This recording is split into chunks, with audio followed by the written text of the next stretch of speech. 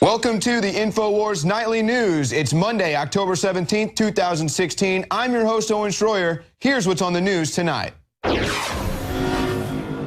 Tonight, political terrorism strikes North Carolina as anti-Trump vandals firebomb the GOP headquarters. And Donald Trump says the act was committed by animals representing Hillary Clinton.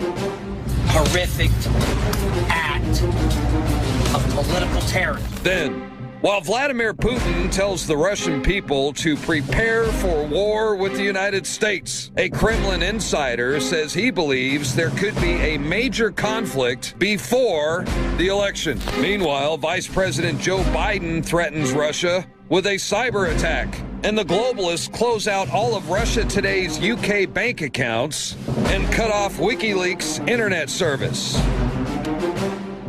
All that plus much more up next on the INFOWARS Nightly News. Well, folks, we've got a plethora of news to cover, some highlights from the weekend, a lot of stories from today. Times are truly crazy. It's hard enough just trying to figure out everything that's going on, but then to try to tie it all together is one of the serious challenges that we embark on here at INFOWARS every day. So that's what we're going to try to do for you tonight. Now, you probably heard about the firebombing attack in North Carolina over the weekend. Governor Pat McCrory said that this was an attack on our democracy, and he could not have said it any better. And this is what's going on right now, and we're seeing it with the election. It's been going on for a long time, but people are finally starting to see that there is truly a war with our democracy right now, and it's time for the republic to stand up, and we're starting to see that. Now, Donald Trump, of course, had to go to Twitter, and he blamed animals representing Hillary Clinton and Democrats in North Carolina. Now, Donald, I don't think we needed you to tweet that out, but we know that Donald likes to fire from the hip. He has no filter, and he went ahead and said that. And it turns out he might actually be right. We'll see what comes up with more WikiLeaks. We'll see what comes up with more from Project Veritas. But we do know that the Democratic Party is responsible for social unrest and promoting violence. Now, Clinton, her campaign tweeted out, the attack on Orange County headquarters in the North Carolina GOP office is horrific and unacceptable. Very grateful that everyone is safe. This is a total fraud, folks. We have caught them. They love inciting violence. They want to incite violence at Trump rallies. So nice try, Hillary Clinton, but we caught you red-handed thanks to Project Veritas. Now, Dallas Woodhouse, an executive director of the state GOP, called the bombing political terrorism. He said the only thing important to us is that nobody was killed. And that is something that seriously could have happened here, folks.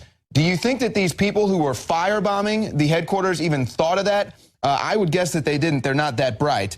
And he said, whether you are Republican, Democrat, or independent, all Americans should be outraged by this hate-filled and violent attack against our democracy. I'm not seeing too much outrage on the mainstream media.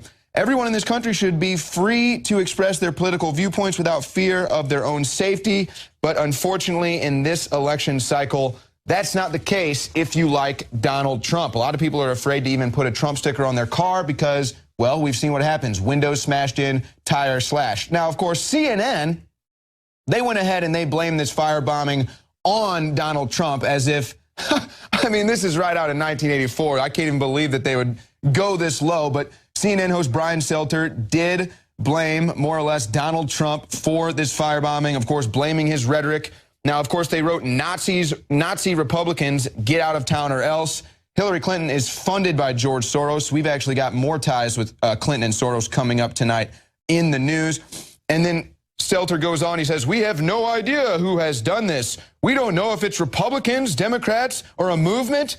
Give me a break. We know exactly who did this. The people that your news outlet is triggering in the public. That's who did this. And really, you're going to blame Republicans? And then do you see how he inserts the word movement in there? That's also a way of trying to tie Donald Trump and his voters into this firebombing, because this is what the Trump movement really is. It is a movement, and Donald Trump has said that, and other people like Senator Sessions have said that. Now, you may have heard of Max Spears. You may not have heard of him. Personally, I had never heard of him, but he was a UFO conspiracy theorist who died under very suspicious circumstances. and the UK has refused to investigate his death. UK authorities will not investigate the circumstances surrounding the death of a British conspiracy theorist in Poland. Now, 2 days before he died, he was messaging his mother saying he was in trouble, and if anything happens to him, investigate. Friends of his said that he was vomiting black liquid and complaining of migraines for several days. So that's pretty wild.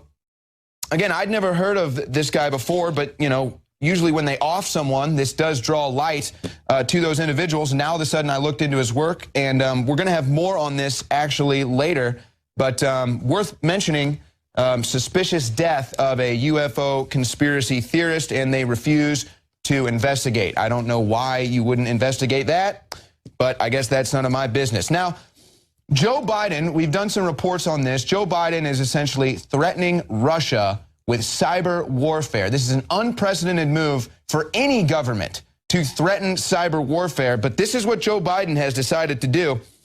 And he suggested that the Obama administration may launch a retaliatory cyber strike against Russia in response to what Washington believes was interference by Moscow in this election. So this is actually crazy. We actually have the proof that the DNC is tampering with elections. We've caught them red-handed, but here's Joe Biden with no proof blaming Russia. And now we'll tie this up in a second, but more on Biden. He says, we have the capacity to do it. It will be at the time of our choosing and under circumstances that have the greatest impact. He is threatening Russia on television. And we're going to sit here and wonder if Donald Trump has the right temperament to be president when the vice president is threatening Russia on television. And then I don't know if this guy's very bright. When Biden was asked if the public would ever find out about the nature of the response, he said, hope not. Really? You're just talking about it on television, threatening Russia on television, and you're just hoping that this somehow remains secret. I guess this is him exposing how he feels about the American public, that they're so in the dark, they have no clue what's going on. They're so brainwashed that he can just do it right out in the middle of daylight and get away with it. Isn't that kind of what's been going on for a while now, though? And then he said their capacity to fundamentally alter the election is not what people think. And I tell you, to the extent that they do, we will be proportional in what we do. Again, threatening Russia and perhaps setting up a false flag. Now, this is something that Russia is responding to. Primetime host warns of secret plot. Putin-appointed Russian TV host Dmitry Kisilov asserts that the United States could stage a fake provocation to go to war with Russia and Syria. Now, you look at this, you say, okay, this guy's, you know, he's been appointed by Putin. How should I trust him? But he does bring up good points, and he mentions the Vietnam War, which the United States staged the Gulf of Tonkin to instigate that. And he also mentioned how we have invaded Iraq and Libya under false pretenses. So he does actually make fair points. And, you know, if you want to play nonpartisan here, you do have to take him for what he's saying. And it's noteworthy because this is a primetime television host in Russia that enjoys the largest audience among news programs in Russia. So where is our mainstream media, folks? What is our TV media talking about? They're up here warning about false flags, cyber terror, and war. And you know what we're talking about on the mainstream media? Excuse my French, but we're talking about grabbing pussy, okay? So there's the difference between Russia's media and ours. Take that for what it is. Now, does this have a link to Joe Biden's threat? Assange's internet link intentionally severed by state party. This is actually coming from WikiLeaks. RT has also wrote a story. WikiLeaks has activated contingency plans after its co-founder's internet service was intentionally cut off by a state actor, the media organization said in a tweet. So are there any ties to this and John Kerry's threat of cyber warfare? Is he colluding with Ecuador? Is he threatening Assange or people who are cooperating with Assange? We might actually have some evidence of that. This is a story out of the BBC, RT, NatWest to close Russian channels' UK bank accounts. So again, does this have ties to Kerry talking about cyber attacks? Could this be because RT broadcasts things that these banks don't like? Is this kind of a war of politics, geopolitics, economic politics going on here. The strange thing about it is, as of right now, RT is still waiting for a reason. So they just have their bank account shut down, and they are yet to even be given a reason for that. So that is something that is very strange. Now, here's another dynamic difference between the United States government and the Russian government. This is a story from INFOWARS.com. Kremlin insider, war might begin even before the United States elections, urging citizens to stockpile cans of food. They've been doing this for a while. And they also just had a drill with millions, I believe, of Russian state actors doing a drill for what they would do in a nuclear war.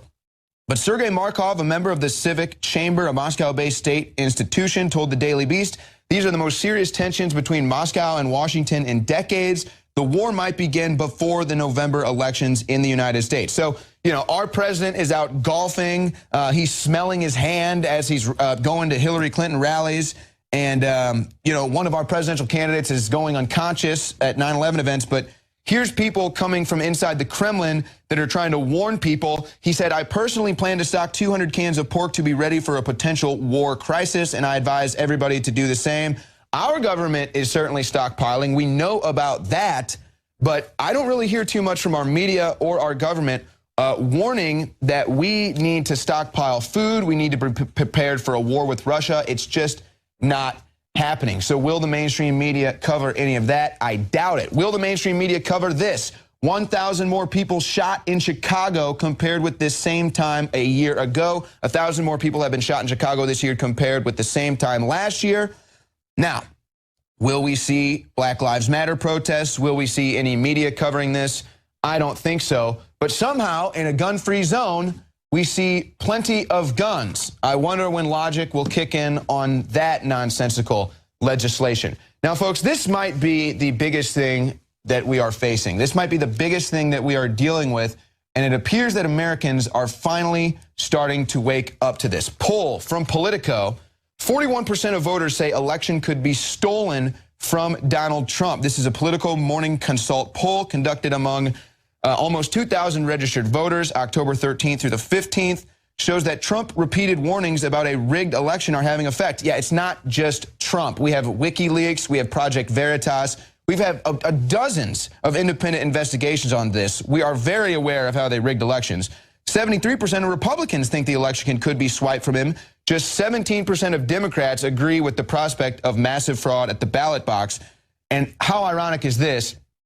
It's the Democrats that have been caught with election fraud, and it's the Democrats who are sitting here acting like it doesn't exist. It's a very interesting paradoxical logic to be a Democrat. I really don't understand.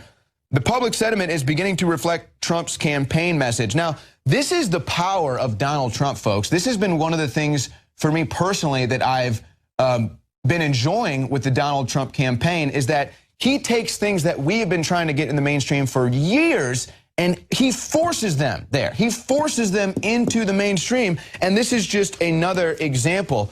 Now, we've got, again, now states are starting to investigate allegations of voter fraud. This is happening in Texas. The Star-Telegram reports allegations of voter fraud in Tarrant County are under investigation by the state. And of course, you know, we've got DHS and Joe Biden and everybody warning you that it's Russia that wants to hack our elections. It's Russia we need to be worried about. Now, this is on the heels of another report from last week that we covered. Voter fraud is real. Here's the real proof. We covered this, and it goes over it, how dead people are voting. Vote harvesting is going on. Look into that. That's unbelievable crime. So we already know this is going on, but they want to try to trick you into thinking that it's Russia so they can stage World War III with Russia. Now, here's where it gets really interesting. Soros board member chairs firm running online voting for Tuesday's Utah caucuses. This is an older story, but this is George Soros with Lord Mark Malloch Brown using their electronic voting machines for Republican elections. Now, these are huge Democrat supporters, folks. Now, this is very important. Smartmatic, as we can see right here, is one of the biggest systems used for the United States elections. It has commissions of 307 counties in 16 different states.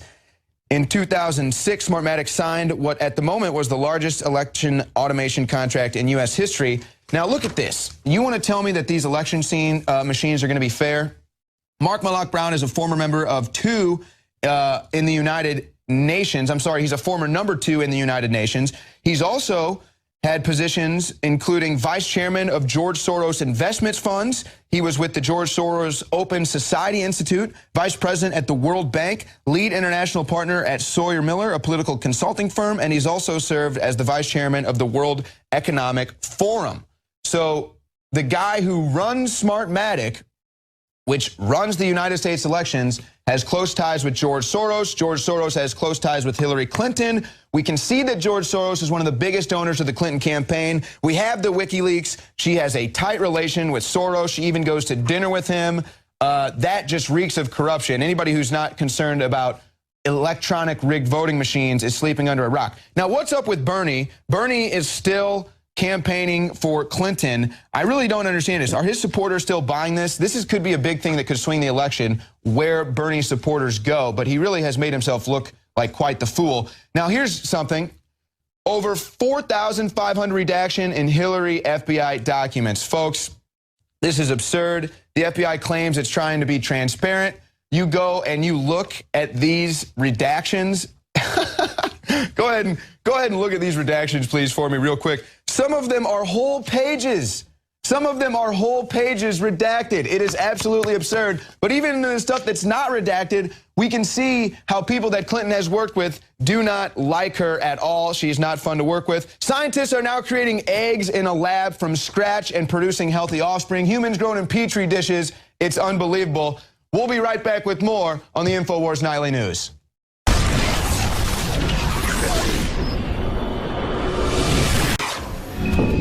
As Americans turn the corner towards the final presidential debate on Wednesday, the election circus has devolved into personal attacks and character assassination rather than any real focus on the issues plaguing the United States. The media outlets did not even attempt to confirm the most basic facts, because even a simple investigation would have shown that these were nothing more than false smears. Facing an avalanche of new accusations from women who are coming forward to claim he kissed and fondled them. 6 women are going public today with stories that echo what Trump himself said in that notorious hot mic video. He called this woman Miss Piggy. Her name is Alicia Machado. Trump spoke out about those claims on Fox News. And she was the worst we ever had. The worst, the absolute worst. And, she gained a massive amount of weight.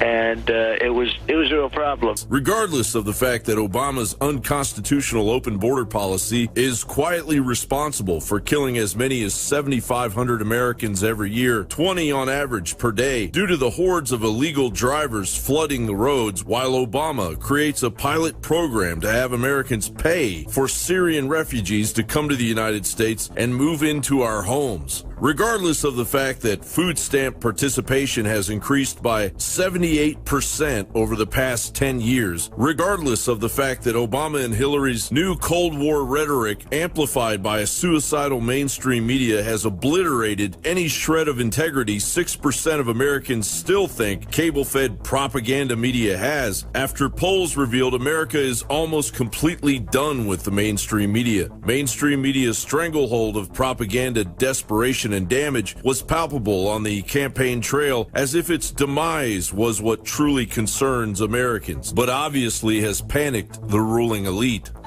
He doesn't have the temperament, he doesn't have the knowledge, he doesn't seem to have the interest in acquiring the knowledge or the basic honesty that a president needs to have. And that was true before we heard him talking about how he treats women. This is not something that we can ignore. It's not something we can just sweep under the rug as just another disturbing footnote in a sad election season. Well, we've been learning quite a lot from the treasure trove of information dumped by WikiLeaks. Something of particular interest, Hillary Clinton's campaign manager, John Podesta, is obsessed with aliens. Oh, and we are the conspiracy theorists. Now, investigative journalist Wayne Madsen has a really great article up at INFOWARS.com saying it's actually UFO hunters, not the Russians, who've hacked Podesta. And they hacked John Podesta. He was targeted for what he knows about ETs. Now, this might sound sensational, but this article really breaks it down, gets into kind of the history of WikiLeaks, all these hacker collectives. Madsen points out that the main quest of computer hackers would be for the holy grail of U.S. government data files. They're popularly known as the X-Files. Now, our journalist Wayne Madsen joins me now to break down this story, get into these outrageous emails, and why you say it's not Assange and the Russians. Julian Assange, to me, has always been a hacker and will always be a hacker. He was very active in hacking internationally in various computer systems and networks in the late 80s and early 90s. In the early 90s, we had the advent of a quite popular television show, The X-Files. And if people recall, there was a spin-off to that show called The Lone Gunman. And the Lone Gunmen were 4 computer hackers. Look, Chris Carter, the guy that came up with The X-Files, didn't just dream that up, because in those early days, and this is going back to pre-World Wide Web. This is when people would access bulletin board systems and systems via CompuServe, Prodigy, and America Online. And this is when Assange and his fellow cypherpunks were very active in trying to break in to various government computer systems. And in those days, the holy grail, as I call it, was anything you could possibly get on UFOs. You know, Roswell, Area 51, and that has never died among the hacker community. And now with the web being the way it is, and Hillary really, she sounded the dog whistle on a talk show where she said, yes, she's in favor of as much disclosure as possible. Her husband, Bill Clinton, said essentially the same thing. Well, this attracts every hacker in the world, people like this fellow McKinnon, who was indicted a few years back by the United States, a Scottish hacker, said he was hacking into government computer systems in the United States looking for information on UFO. He's not the only one. There's many like him.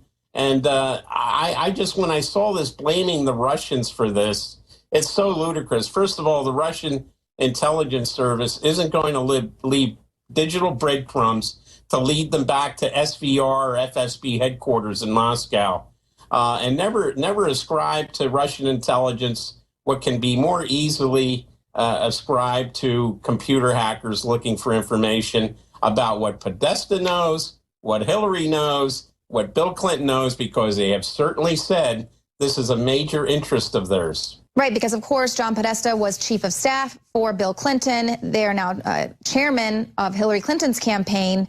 But let's take a look at some of the emails that are actually very interesting. Now, a lot of has been reported about Tom DeLonge, who is the former lead singer of Blink-182. And he was, for some reason, emailing John Podesta. They were doing a documentary. So obviously there's something that's going to be forthcoming with that part of the disclosure project. But one of the emails that I thought was really interesting was from Edgar D. Mitchell. He's an Apollo 14 astronaut, 6th man to walk on the moon. He is saying, you know, John, I'd love to just have a little bit of your time to meet to discuss disclosure in zero-point energy. We can talk to my Catholic colleague, Terry Mansfield, to bring us up to date on the Vatican's awareness of extraterrestrial intelligence. Another colleague is working on a new space treaty, citing involvement with Russia and China. They're pursuing a route for peace in space and zero-point energy on Earth. And then there's another one where they're talking about this war in space race, where he says, remember, our nonviolent ETI from the contiguous universe are helping us bring zero-point energy to Earth. They will not tolerate any forms of military violence on Earth or in space. And then goes on to talk about Carol and I have been working on the treaty on the prevention of the placement of weapons in outer space, attached for your convenience. What? So obviously here with John Podesta, we have Apollo 14 astronaut saying, look, let's talk about our nonviolent extraterrestrial intelligence out there that's helping us. So I think they've kind of found what they were looking for, these hackers. And they've been, as I say, they've been looking at it for a long time. And I have to point out, I know John Podesta from years back when I was involved in computer security issues. He used to be the chief lobbyist for a group called the Electronic Mail Association, formed in the 1980s, trying to get people to use email rather than the normal U.S. Postal Service. And of course, he was very cognizant at the time of the hacker threat, even then, even back to the days of CompuServe and Prodigy and Lotus Notes and America Online. So he knows full well that it was the hacker community that has always targeted this environment for information about UFOs. He's actually part of that whole operation. And for him to suggest it was the Russians that were behind it, and he's obviously convinced Hillary of that, and Obama, and these ne'er-do-wells that head up our intelligence services, like James Clapper, who has no clue as to what's going on, in my opinion.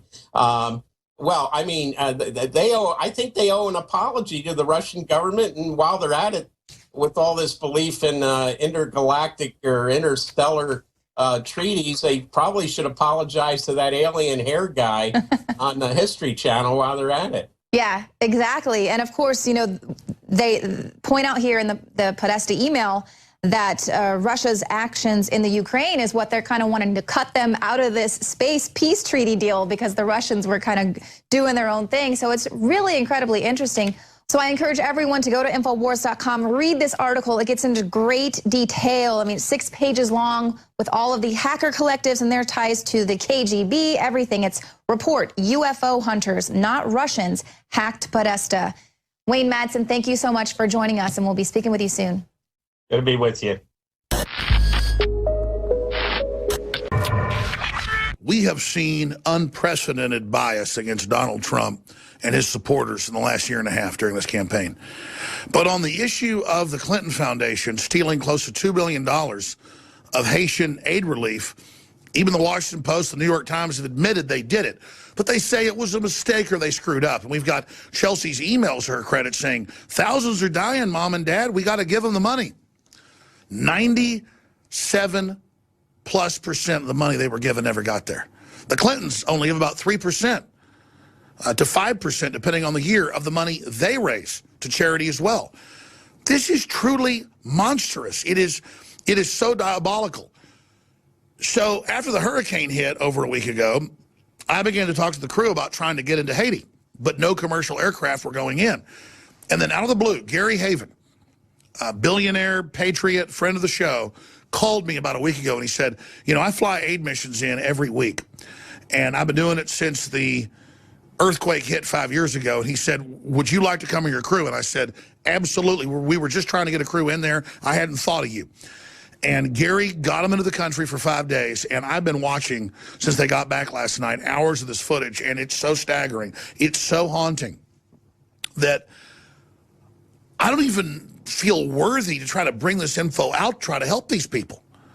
I mean, they've got footage of people dying. The UN there letting children die and not even fly them 30 minutes to the capital of Haiti. I've got private planes coming in with food that basically the UN takes control of. I have got footage of the public almost rioting when they hear the name Bill Clinton or Hillary Clinton, because they know they represented Haiti for several years and took the money from good Americans and others that gave it. We are going through hours of footage. I've got Gary Haven, the pilot, on tomorrow with our crew that was there, Joe Biggs and Michael Zimmerman. Here's just a few clips of what's coming up, just to grasp the true horror of this and the loss of humanity, and 10,000 people dying of cholera and other diseases because the UN used the water supply that was set up as a latrine to crap in. Attention needs to be drawn to the disaster that we've seen in Haiti, and the fact that the Clintons and the UN and other globalist opportunists only made things much worse while posing as a bunch of saviors and getting rich off of it. This is unprecedentedly evil. It needs to be exposed. That's why I'm asking all of you to share this video and to join us tomorrow, 11 a.m. to 3 p.m. and Wednesday on the eve of the big debate when we expose this, because we're trying to force this out as a major campaign issue. And Trump is very close to going to Haiti himself. And no matter what happens with this election, Trump will draw a lot of attention to it and hopefully help the people of embattled Haiti. We're also going to be going over some charities that are known to give over 90% of the money to the Haitians and others, unlike the Clintons, who keep over 90%. So join us tomorrow, 11 a.m. to 3 p.m., Infowars.com/show.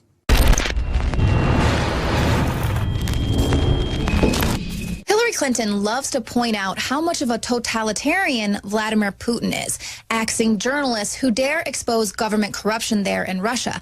But let's take a look at what we can expect from a Hillary Clinton dictatorship. She is already at war with the First Amendment. She's made it abundantly clear that she is going after any of the media that she can't control. Most recently, her campaign website features a hit piece on the dark heart, Alex Jones, who, of course, she name-dropped in her recent alt media speech.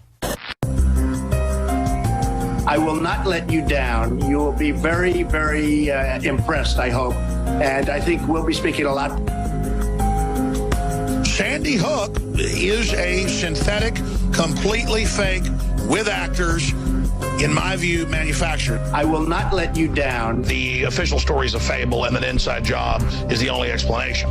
You will be very, very impressed, I hope. They're the ones running ISIS. I mean, I've interviewed the cops and the people that saw the feds planting the bombs in Oklahoma City. I think we'll be speaking a lot. I think she's going to show up and on drugs, though. She's going to be whacked out. I will not let you down.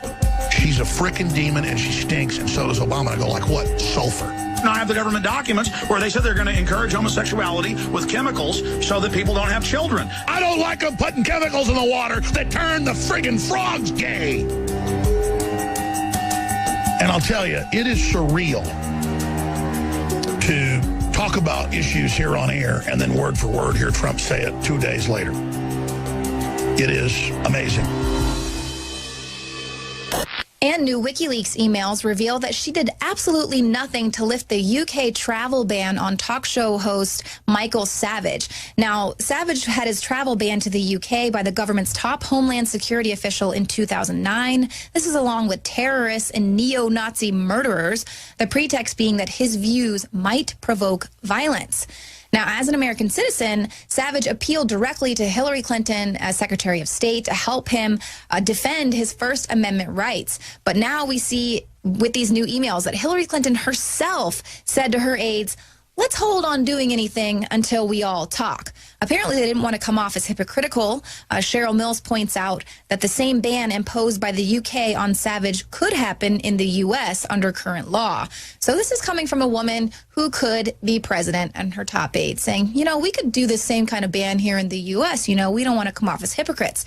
Now, in response to her email being hacked, you'll recall that she said she was ready to take military action against Russia for the cyber war. Well, now U.S. Vice President Joe Biden is issuing these same type of suggestions. He says the Obama administration may launch a retaliatory cyber strike against Russia in response to what Washington believes to be interference by Moscow in this year's election. So no proof of that, but they want everyone to know that Russia is rigging the election. But oh, by the way, the election can't possibly be rigged. So they can't really get their story straight. But is it a coincidence that Julian Assange had his internet link intentionally severed by a state party this weekend? Of course, the internet is just one of his only means of contact with the outside world. He's been locked up in the Ecuadorian embassy for more than 4 years. And earlier this month, Assange claimed that his organization would aim to publish documents every single week in the run-up to the U.S. election day on November 8th. So, of course, then he gets his internet link severed. Now, we know that the establishment media is totally bought and paid for, controlled by the Clinton campaign, so they're absolutely not going to be covering these WikiLeaks releases, which is one of the reasons why Alex Jones is in her crosshairs, because INFOWARS is putting out the truth that they don't want you to see. CNN actually came out and said that it is illegal for anyone but CNN to look into the WikiLeaks emails. It isn't. But we should all be shaken to the core that the establishment corporate media is trying to push out this narrative that only they should be able to have access to information. They're actively trying to control your access to the truth. They don't think that you're smart enough to be able to sift through all of the information that's out there. Because let's not forget, just last week, President Obama said that there needs to be some sort of a news curator to filter out the truth, make it easier for people to get the truth. So, of course, this is the truth according to those in power. Okay, I think most people are relatively intelligent enough to be able to sift through the massive data that's out there. Google immediately releases their fact check filter. So this is going to be great for people with zero critical thinking skills. And this is the dumbed down, compliant citizenry of despotic dreams. And what we know from these WikiLeaks emails that the Democratic Party, that's the kind of people that they're hoping to raise, is this compliant citizenry. So people need to understand that control of the news media is instrumental. It is a key feature of a totalitarian government. And one of the reasons why the United States has worked for so long with relative freedom is because of the First Amendment and freedom of speech and the protections of freedom of the press. And right now we are witnessing a very slippery slope of authoritarianism creeping into our country. In fact, we have some people out there in the media actively celebrating the fact that Hillary Clinton has come out saying that she is going to treat the First Amendment and independent journalists with the same dictatorial powers that she claims to despise in Vladimir Putin.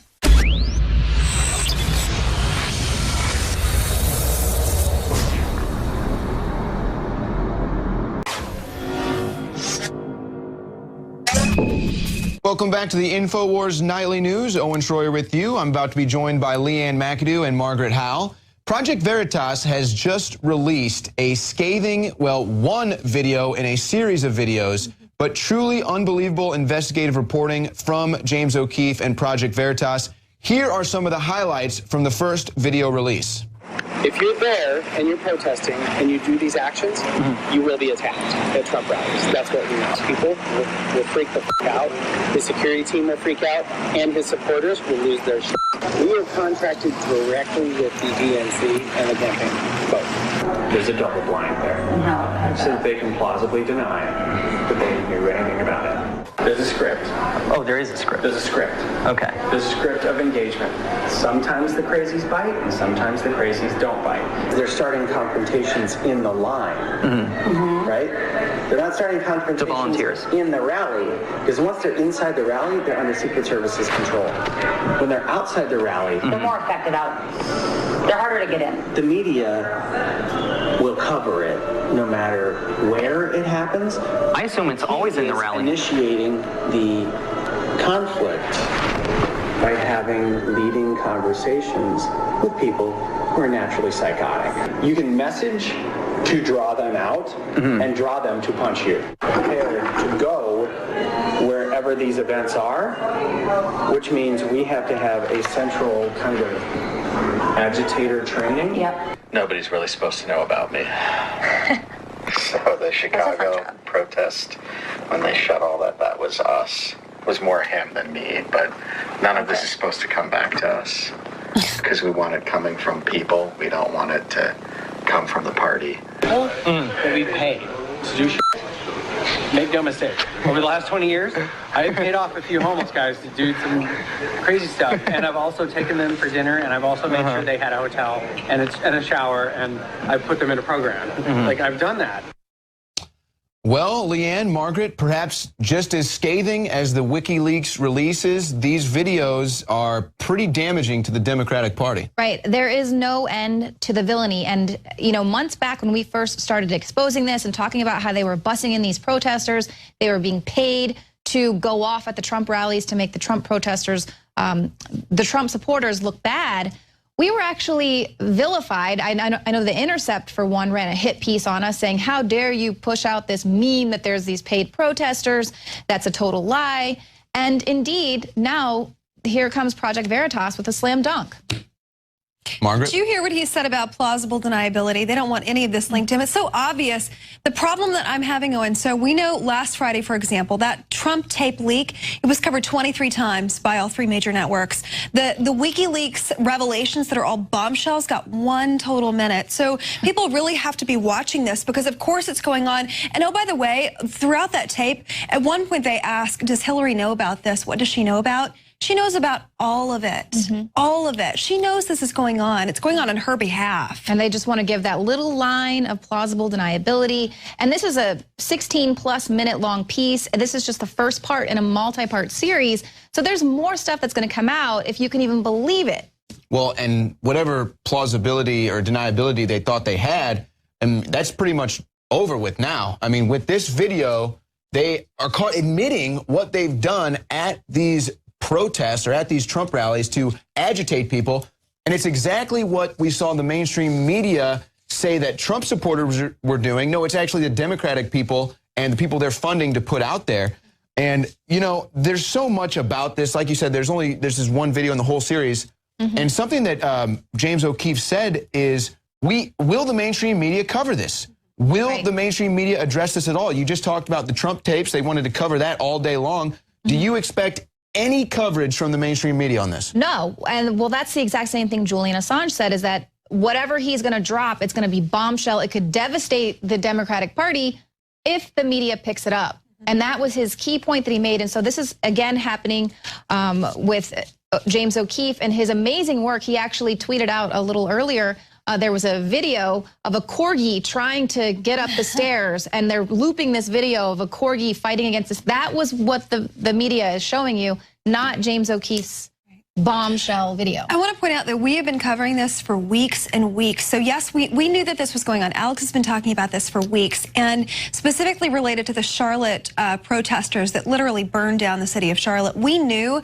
that police on the ground, they said that over 60 or 70% of the people coming in, they're holding out-of-state licenses. They're being bussed in from other places. These are orchestrated protests that are being paid to agitate, to destroy communities, to try to take down anybody that supports Trump. And you covered this morning. Also in North Carolina, the Republican headquarters, that could be burned down. You know, I can't wait to see if that was actually a paid stunt at this point, because we know that they're capable of doing this kind of thing.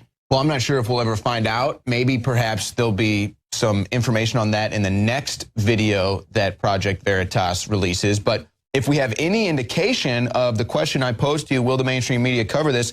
Fox News has already canceled interviews with James O'Keefe. This is pretty unprecedented. Why would Fox News not want to cover this? Right. Well, because they're all in collusion. They've got to get Hillary Clinton in, and that's one of the pieces that we hear in this video. This is Operative Scott Fovold. He says it doesn't matter what the friggin' legal and ethics people say. We need to win this, MF. I mean, that sums it up right there. They do not care if it's legal or ethical. They want to win no matter what. And so they've taken this bird dogging tactic. Kit Daniels breaks it down pretty well in his article. You can also find it there in the Project Veritas article. But they send these people in. There was a woman who claimed that she was punched in the face by a Trump supporter. That was one of their activists. So they go in and they're inciting violence, and then they go and speak directly to the press and say, oh my gosh, I was assaulted. My goodness, you'll recall all of the activists that just spontaneously decided to block the highway, blocked by protesters there. And we reported on that at the time, that they had ties to the Open Society Foundation, and we were called conspiracy theorists for that. Absolutely. Not only that, but don't you like it how they take something that's actually true for the other side? Like, for example, if somebody goes outside wearing a Trump hat, we've covered this on INFOWARS. This man was pummeled by a crowd, beaten senseless. He was running for his life, and yet they're trying to pin the violence on people that actively support Trump. But you and I know this, and we've covered Trump rallies before. Those are some of the most gracious, polite people I have ever encountered. Typically, the ones screaming and yelling and pushing are always the Hillary supporters, every time without fail. It's remarkable. Well, we also recall, I believe it was in Costa Mesa, California, where they had those really violent protesters coming out, egging that woman, cornering her, and there was probably 50 people around yelling, and they wouldn't allow her in the building because they didn't want this huge crowd to break through the doors. I mean, totally violent protesters. And yet CNN, MSNBC, the networks, They were all talking about how violent the Trump attendees were. I mean, it's just total psyop happening. And that's the media that we now know is colluding with the Clinton campaign. We've seen that in the WikiLeaks. You know, and it's crazy, too, that you alluded to earlier. I mean, Alex Jones and INFOWARS has been talking about this for a while, how they pay these people to agitate. It's you know, it's so crazy to say that. It's like, oh, my gosh, that's so out there. That's so wild. How could that actually be going on? No, this is what's going on. And, you know, I would like to just salute Project Veritas and James O'Keefe. You know, this video is not only, it's so courageous, this type of journalism, but very well produced. You know, I think for, you know, nonpartisan, undecided, just straight down the line, this is a video that they did a great job producing and really just hitting home. I mean, it really hits home. It gave me chills. Right. I think that honestly, though, with this, Owen, we saw this with the Planned Parenthood sting operation. They tried to vilify the journalist, get him indicted on some trumped-up charge. You know, this young man, he really did put his neck out there. But you see in the media, and I'm waiting for this to happen, you know, in the days to come, where they're going to actually say, you know what, those words were spent, they were heavily edited. Well, you can't make this stuff up. Those were complete sentences. Calling for the jailing of There's no way to edit, you know, what these people were saying to make that narrative fit. There just isn't. Yeah, and it really, I think, shows the psychological disposition of the people that we're dealing with that work inside the Democratic Party, that are working for Hillary Clinton. As you pointed out, these people have no ethics. They don't care about ethics. They just want to get Hillary Clinton in. And I don't know what they're motivated by. I don't understand if it's darkness. You know, maybe money. But certainly not ethical things, certainly not the American Constitution. That's going to do it for the Nightly News. Thank you, ladies, for joining us. Be sure to tune in tomorrow night, 7 o'clock Central, Infowars.com/show.